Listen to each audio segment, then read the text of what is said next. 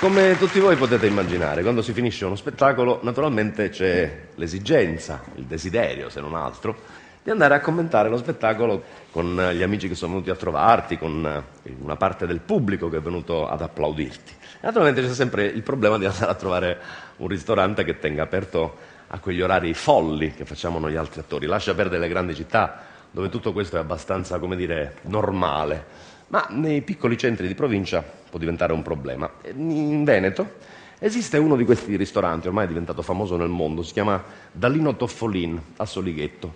E dico questo per dire come certe volte le cose, gli sketch oppure i personaggi nascono dalla osservazione intorno a noi di quello che ci accade. Una volta eravamo i componenti di una compagnia teatrale e stavamo, come dire, commentando lo spettacolo. Si presentò una signora veneta che veramente di femminile non aveva moltissimo.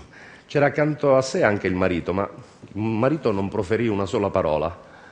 Parlava lei per tutti e due. E questa signora veneta cominciò a raccontarci delle cose anche molto intime che la riguardavano. E si presentò pressappoco così.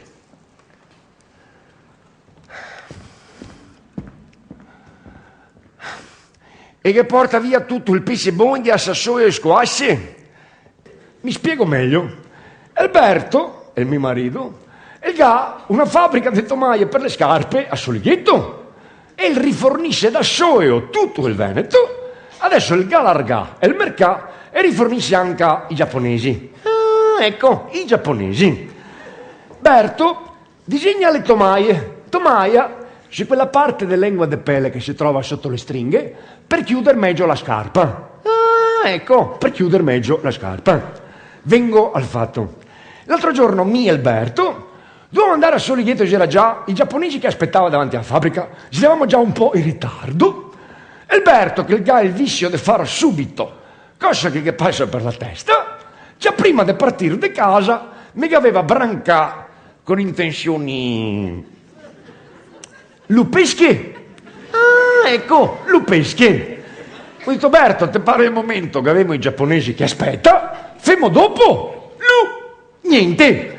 Mi ha saltato addosso, mi sono svicolata come go potuo, ho fatto le scale di corsa, ho preso la macchina, guidavo fora pioveva che Dio la mandava. Proprio sul tornante del Maraschin, Alberto mi ha piantato una mano sul genocchio. Roberto, guarda che se mi mandi a cadere nel buron, non lo femo più veramente? Niente. Alberto, c'è anche un maschio, come dire, esigente? Ecco, esigente. Non posso mica indossare il collan, che se tanto pratico tutte noi donne lo sappiamo. No, collan vietato. Mi devo indossare le calze con le giarrettiere, perché sto mona del Berto, e dice che sei più erotico. Ecco, più erotico. Basta. Lungo viale Alberà. Se è pericoloso, sbaglia Alberà, non lo facciamo più veramente. Niente. Mentre che guidavo, mi ha piantato un'altra mano sul genocchio, sempre più su come una sdinsala rampeghina su per le collottole. Sto mona si impiglia la mano fra il genocchio, la coccarda, la giarrettiera e la ciappa. Ho dovuto piantare una frenata, con il rischio da farmi tamponare da un tir che arrivava da Drio, che il tir, quando che arriva da Drio, è pesante. Ecco, pesante. Niente. Mi ha fatto imboccare una stradina buia, dove che alla fine che c'era una fratta, e che ha dovuto fare quel che voleva lui. Ho detto, Berto, guarda, che in macchina, ho paura. E c'è anche altre coppiette più giovani di noi. Niente. Che ha cominciato a fare tutte le manovre per bassare i sedili. Che ha preso uno spray giapponese per oscurare tutti i finestrini. Che ha preso a brancarmi di sopra, di sotto, di davanti, di Drio, sempre più infoià, sempre più sudà, sempre più scaldà. Niente.